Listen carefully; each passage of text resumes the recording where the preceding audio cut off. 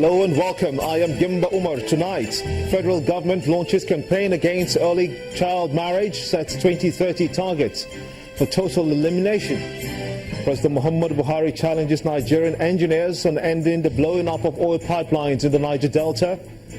River State Governor Wike threatens to release video of a police commissioner allegedly plotting to rig December 10 rerun polls. Police chief challenges governor to make good his threat. And playing carrying Brazilian football club players and officials crashes in Medellin, Colombia, killing at least 75 people. Governor of Lagos State, presents the 2017 budget to the House of Assembly.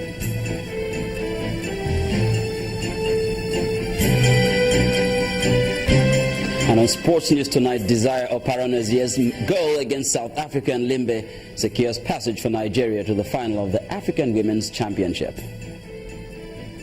I'm Linda Kibe, and from Abuja, Senate asks federal government to suspend ECOWAS treaties on trade liberalization and common external tariffs in order to save the manufacturing sector.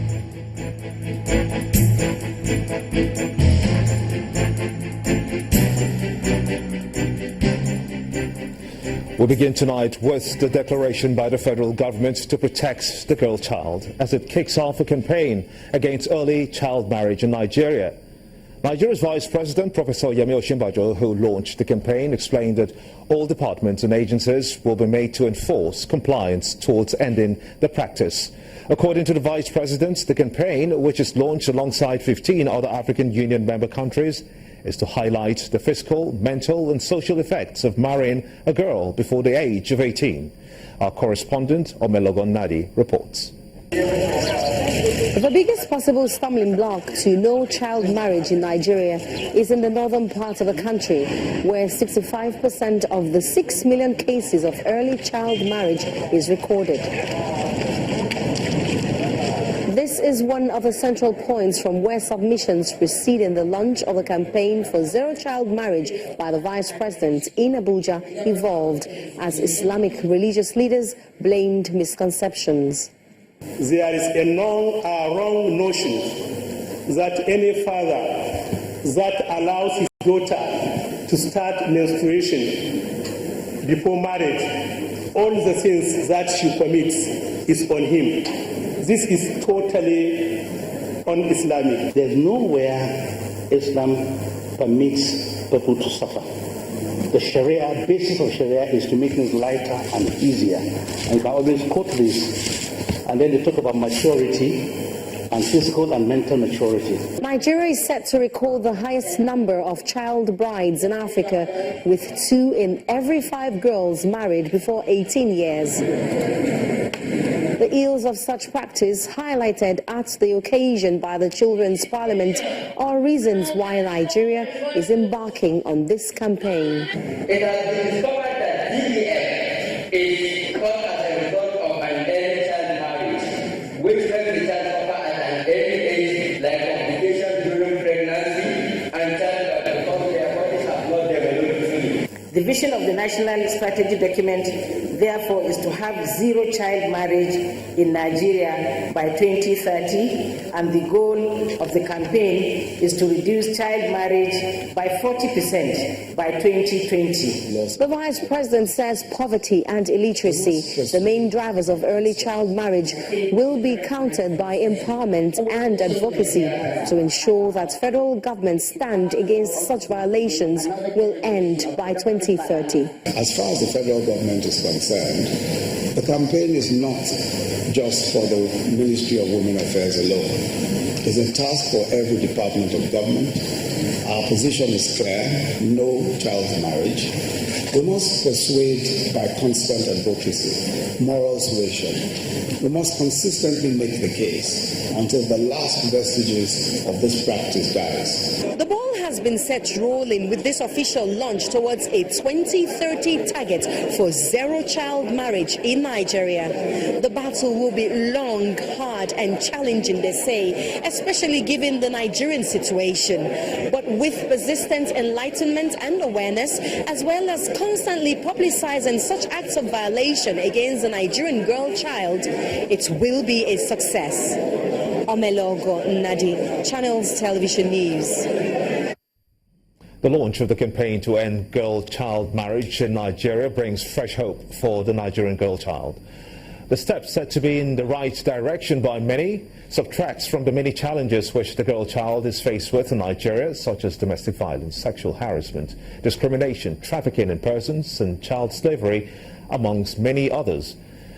Our next report takes a look at the staggering statistics accompanying some of these challenges. We'll try to get to that at some point, but I'm being joined on the news at 10 by A.B.U. Jonathan, the founder and chief executive of CISO, a non-government organization. I want to thank you so much indeed for coming on the news at 10. What impact do you see the coming of these 15 African countries in Africa, of course, to change or standardize the marriage age to 18? I think it makes a good, strong statement, which we've not had before. We've had different versions of the Child Rights Convention, which has been passed through different laws. You have the Child Rights Law in Nigeria, which now has to be ratified by different states. And there are debates. Some states have not signed that into law because of issues around that. But this sort of campaign, where you have 15 countries, so you're talking, for example, Niger, Eritrea, South Sudan, of course, Nigeria, now launching Tanzania, which was in the news a few weeks ago about banning child marriage. The fact that they've actually come together to sign this under the auspices of the African Union, I think sends out a very strong statement. So for that statement value, I think it's quite strong. But we're looking at all these the issues that come when we're discussing the issue of the girl child. It often reflects looking at the issues of education, for example, the issues of gender equality, mortality rates, and so on. Will an increase in the marriage age of the girl child have a resultant effect that will presuppose that a girl is mature enough to go into marriage?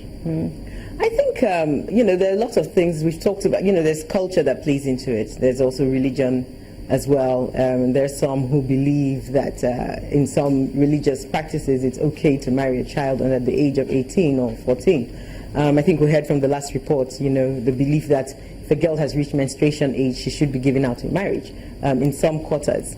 But it goes beyond making a law. The vice president said you also need to employ moral suasion. And I'm happy he said that. I really wish that President Buhari had been there to launch that, because one of the first people they should be talking to is the Emir of Katsina, who married a 14-year-old. And who said she consented to that marriage. It's been very clear, civil society organizations have said this. How can a 14-year-old be able to give consent of mind? We all know what we were like at the ages of 14, 13. At that time, you're not really equipped to make that kind of decision. So I think an increase in the age is definitely helpful. It's necessary. The child is still developing. I mean, some of the issues that have been raised about the effects of early child marriage and why this campaign is so important. I mean, we have issues around VVF health issues, where children who give birth before they're fully developed, they develop all kinds of health issues that plague them through life. There are other challenges around things like, FGM. You have that's female genital mutilation. Some of these are practices that sort of are encouraged in these settings. Of course, maternal mortality, infant mortality, and of course there are also the social implications. We know for many years the northern regions where this has been most practiced has lagged behind developmentally, and studies show consistently that if a woman is educated and able to raise her children right, then she will be able to take care of her family, and the family can develop properly, and that affects society. In this case, how do you separate religion and customs and tradition, especially in the northern part of Africa, where Islam is by and large the main religion there? How do you separate religion from modernization, as the 15 African countries are planning to do? I think there's a lot of work that needs to be done on just educating people and involving the Vice President talked about the involvement of the ministries, the agencies. They need to involve the religious bodies and the religious teachers and begin to figure out how do we educate our people on these things. I mean, we say, oh, it's a religious thing. We say it's Islam and what. I mean, for goodness sake, if you go to Dubai, where we're all flying to for holidays and whatever, they're not giving up their girl children in marriage. They're sending them to schools. So what are we missing? Schools. So I think some of it is a function of a long-standing tradition of basically subjugating our girl children and seeing them as lesser and sometimes seeing them as commodities to be traded. I mean, I'm sorry to sound rather crude. If you're a 14-year-old or a 10-year-old child, the concept of sex where someone is forcibly penetrating you, I can't even begin to imagine what that is like. You're too small for that. Now, for the men who are doing this, a 65-year-old doing that to a 14-year-old, he's not thinking. If it was a boy having that sort of penetration happening to him at that age, how would he feel? So these are some of the things that we need to be putting out there, and those messages, and also showing people that doing this is better for our development. Now, the government in Nigeria, we heard the Vice President setting the time frame, the year 2030, to have this in place. Do you think the year 2030 is realistic? I'm sorry, I don't think so. We threw out these figures and we threw out these dates without necessarily putting behind the work that we want to do behind it. If you're going to do that sort of thing, you need very strong work behind the scenes. You don't just launch a campaign. Now, I don't know what groundwork has been done. I mean, we're in the field, in civil society, we're not seeing a lot of groundwork being done to sort of sensitize people about this. I mean, for example, there was a huge opportunity to pass a very strong message when this emir married this 14-year-old, and as far as we know, nobody made any strong statements from that quarter. So how do you expect, if this is a ruler of people marrying a child, and you're launching a campaign, if you're not addressing those issues, how do you think the people that he's leading will take an example from that? So while it sounds very good, and we're very happy that that pronouncement is being made, I think there's still a lot of work that needs to be done by the government, by the presidency. I think personally this is something all people should take on board, women especially. I would have thought personally, with all due respect, that the First Lady of the country, this is the sort of thing she should take on as a serious campaign, as well as the Vice President's wife and the Governor's wives. What will be the biggest gain for a country like Nigeria if this goes through? Oh my goodness. I mean, I used to work with the UN many years ago, and every time we did analysis on Nigeria, we would look at the developmental statistics, and they would color code. So they would have these color codes showing if it's red, they have the worst development statistics in terms of health, the infant mortality, maternal mortality, education, blah, blah, blah, crime, and all of that. Then if it was green, they were improving. If they had a different shade of green, they were moving up. And the red was all across the north. Green was more prevalent down south. And that should tell us something. It should tell us that, helping women to delay marriage to an extent, not marrying off your children before they are 18 gives them an opportunity to educate themselves, to prepare themselves for life so they can give their own families and their children a better life. And that will lead to societal development. We see that, I'm very sorry to say that I think a lot of the terrorists that are terrorizing us now are children of other child brides who did not have the opportunities that a lot of children in other parts of Nigeria had. And thanks indeed. Thank you. A. Jonathan, founder and chief executive of CESOR, a non-government organization. And thanks indeed for talking to us on the News at 10. In part 2, after the break, Presidential Advisory Committee Against Corruption reviews activities in 1 year, seeks civil society media support in anti-corruption war.